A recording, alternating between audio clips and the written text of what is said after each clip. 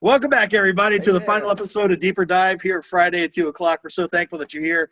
Once Thank again, God it's Friday. yeah, TGI James. Thanks God it's James for it's Friday. And James, I don't know what I'm saying, but I'm so thankful to be here with you, James. Love your hair as always.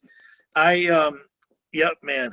I told you that. I'm going to tell everybody. I went to the barber and asked them if they could emulate that. I showed them your picture. They said no.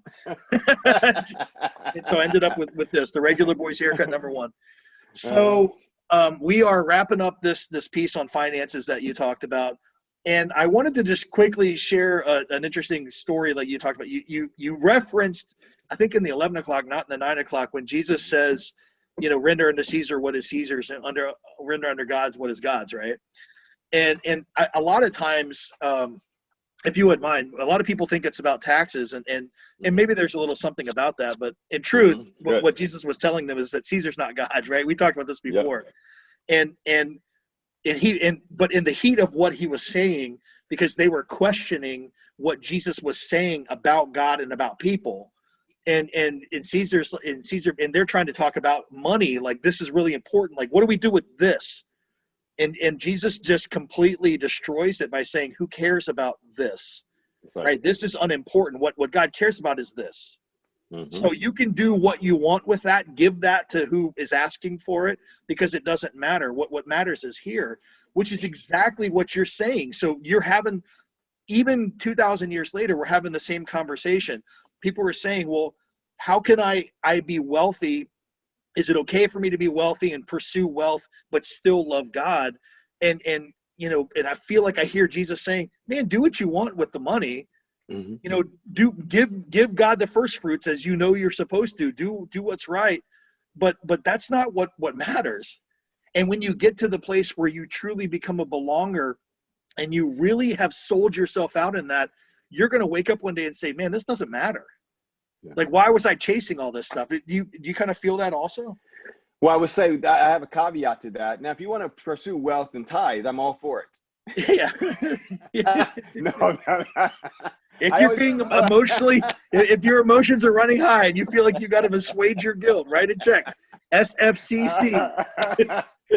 that was Pastor Kelly's closing line in the 9 o'clock service, and I laughed all the way to the door. What was your question again? Because I got a sidetracked. I'm sorry. I just said, do you feel like Jesus? I mean, how, when you're explaining this, are you just basically echoing once again what Jesus is saying? Is that why are you hung up on this coin when there's something greater at stake, right? I mean, I felt like that's what you were angling towards. This Yeah. entire message was, once again, it's just a symptom. Is that sort of where you were going, or? Well, it's if we believe that gives us worth, Jesus was saying, no, this is what gives you worth. You're created in the image. That's what gives you worth. And I think that I even think in our honest pursuits of wealth, we have to be so careful, because I said this a little bit, that we never have to cross the line between money and God until things go bad. And Yep. when things go bad, then we start to cross those lines. People who believe that there's no conflict between God and money are usually rich people. Yep. Because they got it. Yeah, that's right. It's when things start to crumble, when the stock market goes bad and the economy tumbles, then all of a sudden those lines, they do come in conflict, and we got to deal with that. But Yep. I think even in our genuine pursuit of wealth and wealth, and I have no problem with wealth, but in our genuine pursuit of it, we have to make sure that it's not easier to serve God because we have wealth. Right. You get what I'm saying there? Yeah. Because I think that if we have everything, that it can sometimes become easier to serve God, because we don't have a need. Yeah. Until we sit on a deathbed. Steve Jobs could attest to this. $1 billion, pancreatic cancer, all of his money couldn't get him life back. And he, at the end of his life, began to talk about that.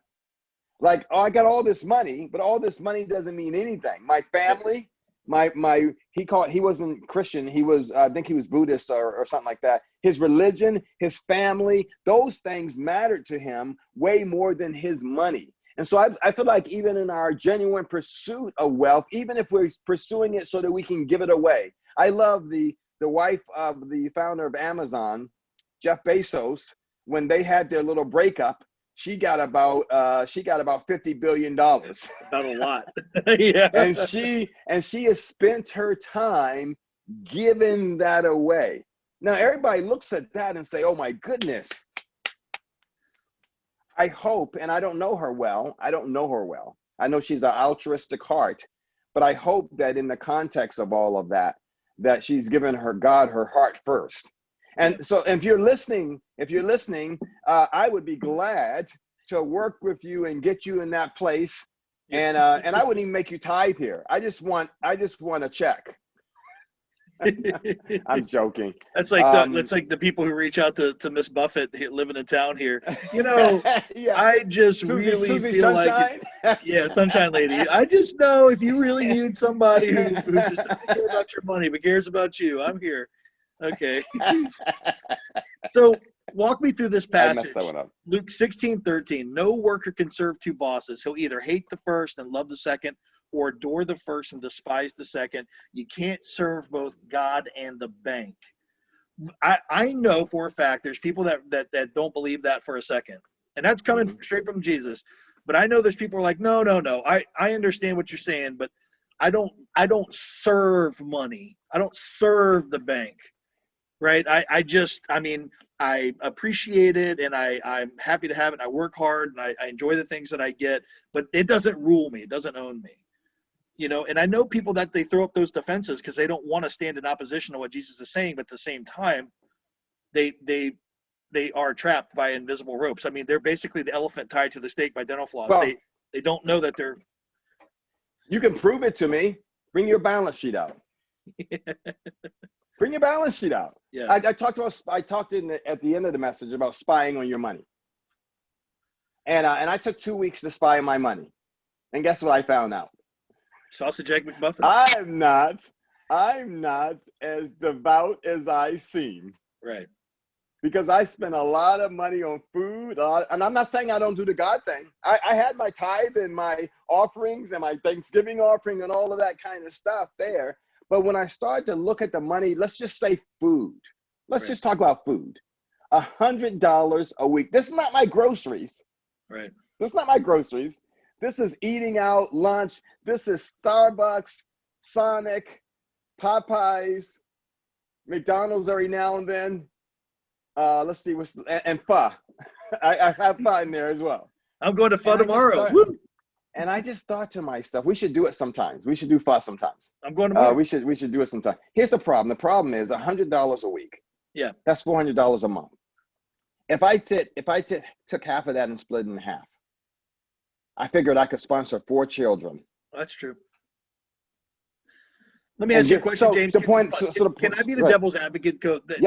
You say that, and then people are like, oh, give me a freaking break, man. How much, so you want me to give all my excess money. You don't want me to have any fun. I'm not supposed to do anything. And you want me to give all my money away to good things in charity and live like John the Baptist on wild locusts and honey. Right. And it's interesting because I've had people say that so many times, like, oh, I see what you just want me to give all my money to church. And then you guys are going to live like this. And I'm going to, be in the poorhouse, basically barely. I wish.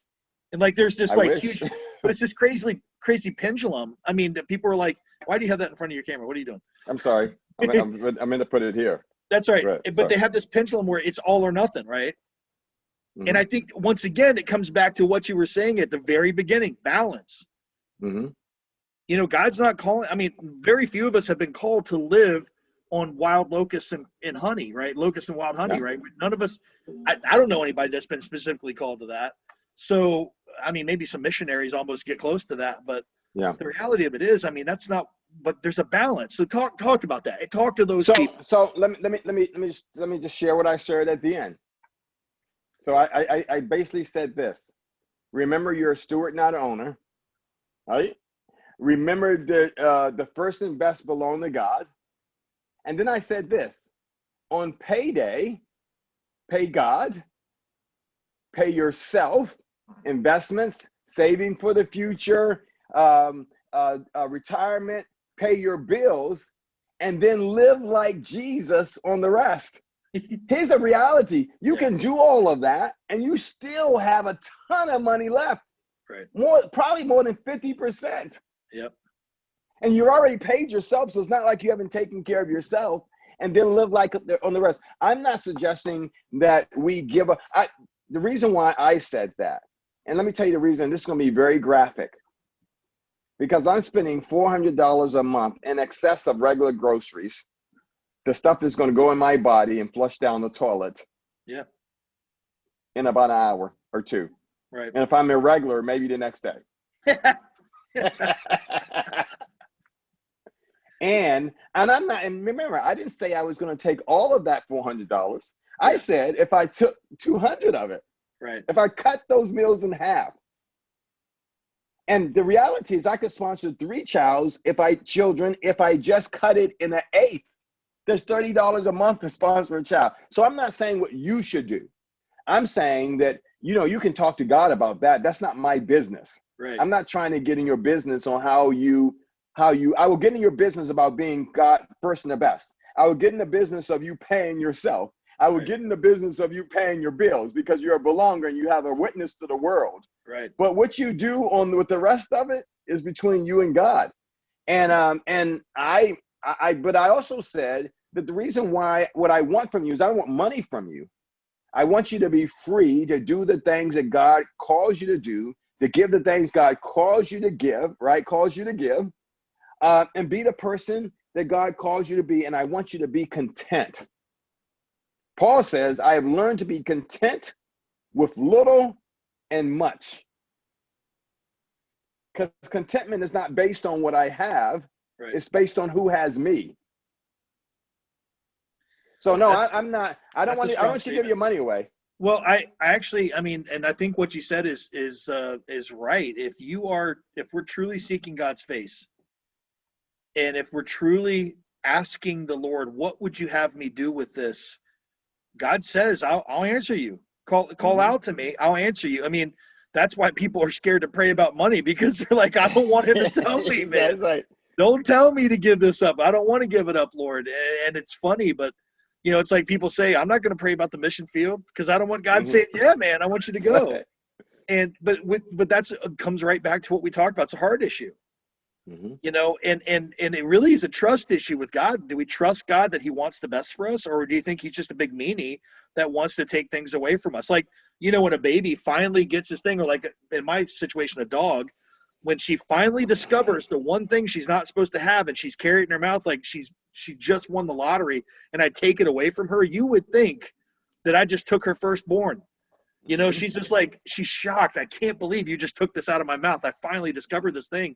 And we think God's going to treat us the same way, and not realizing that the treats that God has for us, not to be like we're dogs, but the things that God has for us are so much better. Yeah. Right. Yeah. And being able to pillow your head at night, knowing that you're not owned by a bank. I used to say this all the time back in the car business, because people would, we were talking about leasing and buying and stuff like this. And people say, no, I'm not going to lease no car. I want to own my car. I'm going to own my car. I said, well, stop paying your note and see who owns your car. Because what will happen is the real owner is going to come pick it up. Unless in the words of my roommate in college, his dad, unless you're paying cash. That's right. You're paying cash, somebody owns it, right? You don't own nothing. And then if you stop paying taxes, guess what? Your car's still going to get picked up. You'll never own anything. You will always owe money on something, except for the one thing that matters, which is your soul that's been secured, right, by the Lord. Right. And I think that's price. I just see, Jesus living modestly when he could have lived like a king, deservedly so, leaving a king's mansion to come live and show people what's truly important to the Father, what matters, and demonstrating that, not just to make himself miserable, because I have to believe. That's why I like the video series The Chosen. I don't know if you've watched it or not, James, but it's so good. The Chosen. The guy who plays Jesus does such a good job. He's just joyful. Mm-hmm. And I have to think Jesus walked around, he laughed a lot, he loved fiercely, Yes. he was brokenhearted for people, he wept and cried and laughed and sang. Everything that God has made us to be able to do, that we have buried under a mountain of debt or a mountain of fear and a mountain of all these things. And I that's, I mean, honestly, like I told you, to be honest with you, this particular message is difficult to get like deeply theological about, Mm-hmm. because it's so matter of fact. Yeah. And honestly, it's the heart of the matter. It literally, once again, is this another flag of people waving the flag saying, I'm hurting. You Mm-hmm. know, I need somebody in the world to tell me that I matter. And so I'm going to accumulate stuff, and I'm going to get the fastest car. You know, Mm-hmm. I'm going to get the biggest house. And so somebody can say, wow, you're awesome. And for 5 minutes, Mm-hmm. I'll feel good, you know, until Mm-hmm. a faster car comes out. Or, Mm-hmm. I remember, and this is my last story. I used to work with a guy who was filthy rich, and he bought a cigarette boat, right? One of those boats. And he would drive it up and down the Potomac River, which I think is crazy. I mean, I'm like, I mean, the thing is, like, it's got to be too big for the Potomac River, but he would just cruise, and he had the fastest boat on the river. He may be watching this, which it's because he knows me well. Anyway, I remember him telling this story. He said, I had the fastest boat on the river, period, end of story. And he said, I loved it until one day. He said, I'll never forget. He said, one day this black boat came around the point Uh-huh. and dusted him.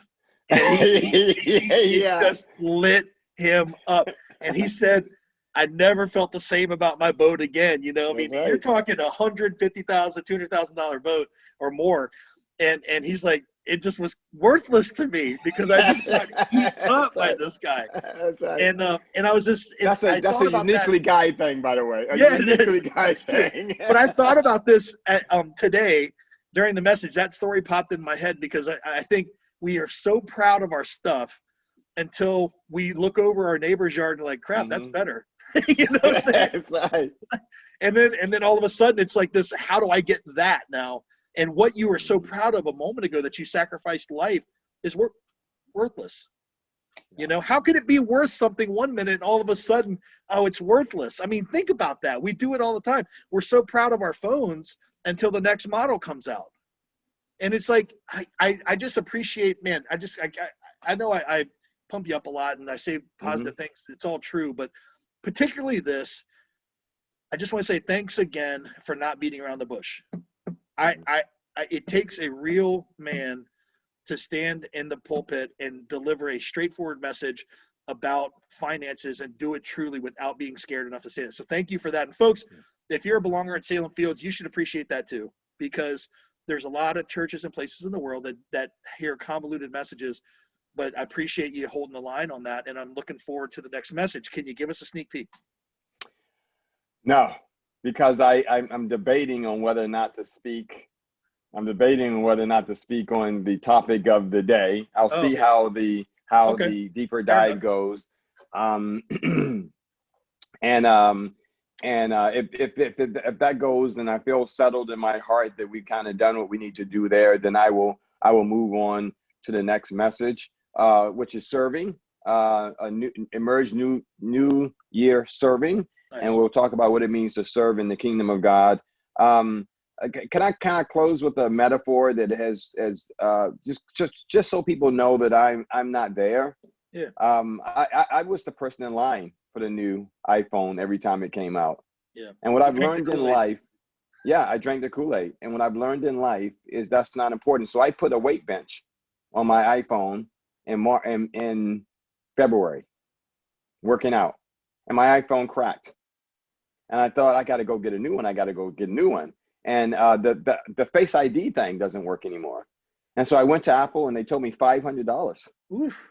Yeah. And I thought to myself, you know, I'm gonna put a plastic coat on there and it doesn't work. And I can't do selfies because it doesn't work and it's all cracked and everything like that. But I guess I've gotten to the point in my life where they're so much more important than my cracked iPhone. Will I never replace it? At some point, this thing will work out and they'll give me a free one, right? Exactly. And then I'll take it. But there was a time the next day I would have gone and spent that $500. And the same thing with cars and stuff. It's been a kind of a transformation in my life. Right. That I can drive a car and that car would look the same way that my dad's hoopty looked. If you get in my car, it's trashed. It's trashed. And people say, you would keep this car like that? It's a tool. That's right. It's a tool. Yeah. And do I need to get places? I bought it because I was driving up 2 hours a day. Thank God I'm driving 10 minutes a day now. Right. Yeah, man. But let me just say this to you also, folks. One of the things that we'll do when everything kind of gets back together is if you're having issues in your finances, we're going to do some of the Dave Ramsey. We're going to do financial peace. And we have a person right now in our church who's being trained on that. Will be a certified by the name of Greg, who will be a certified trained person on that. And if you're having some issues around here, every church I've been at, we've had people trained in financial peace. We do the classes, we open them up to the community because Dave Ramsey, I believe what he teaches about our finances can get a person on firm footing. Right. So that they can be, and that Dave Ramsey will tell you this, he wants them to be able to do what God wants them to do, to give what God wants them to give in life and be content. So anyway, just throw that out for you. We Put call it something golden on a connection handcuffs. card. Right. So many people in America are golden handcuffed. Yeah. You know, they can't go at a moment's notice to pick up and say, yeah, I'll go do that, Lord. They can't do it, you know? Mm-hmm. And I understand the feeling. I've been there myself many times. So been there.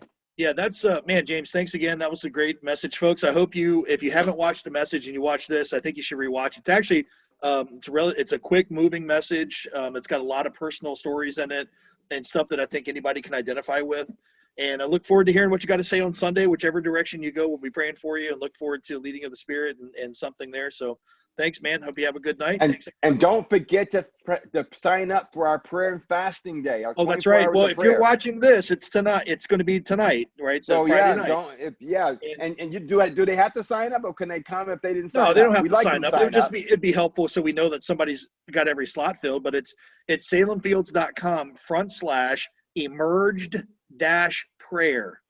And if you go there, you can all you got to do is let us know you're coming. And we'll, we're going to have different little stations set up and things. But at the end of the day, it's just so that let's pray 24 hours. I think there's plenty to pray about. And I think we got, so there's going to be a time of lament. There's going to be a time of commitment, and there's going to be a time of joy. There's 3 stations. And Sophie Wentz and I have been working on this and putting these things together. There's a little keepsake. We're actually, a little spoiler alert, we're going to build an altar outside of the door of stones. Yep. And I want to leave it there. I'm hoping that we'll leave it there so that we can walk by and we can say in 2020 and 2021, we prayed over this place. We prayed over this community. And this is our commitment to God that we're going to stand as long as the stone will stand, we'll stand. You know what I mean? And so that's sort of like the thing. So I'm excited to have you guys check it out. Thanks. All right. Good evening. See you guys. Bye.